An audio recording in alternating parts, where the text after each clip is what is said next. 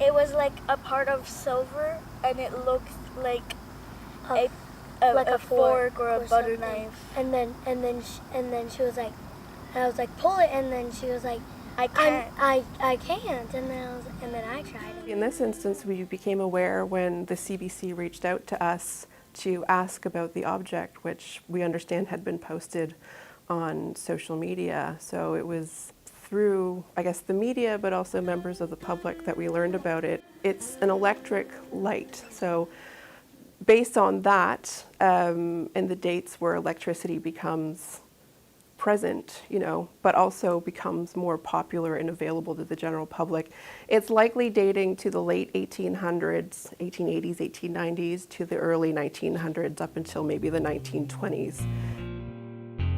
Did you guys use any tools to bring it up, or just your hands? Our hands and the paddle of the paddleboard.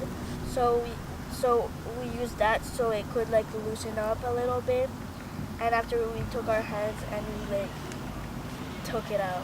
The person who reports it with all of that contextual information of where we find is massively important. And when we initially saw the pictures, our first reaction was it was associated with the historic rail lines around Fredericton, which we now know as our walking trails.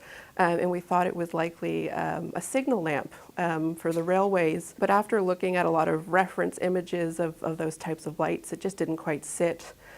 So we took some time to sit down with the object, look at all the markings, but also the orientation of how it probably would have stood. We ultimately came to the conclusion that we think it's likely a spotlight that was probably used on a riverboat.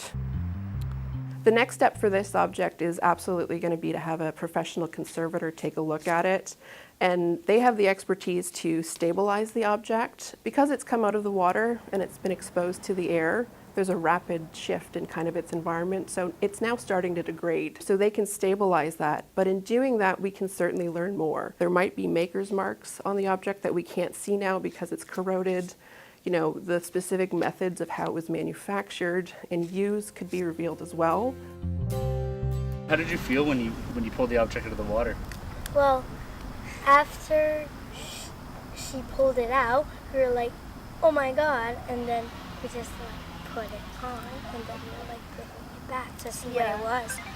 Because we couldn't really see because it was all full of mud. It was pretty exciting.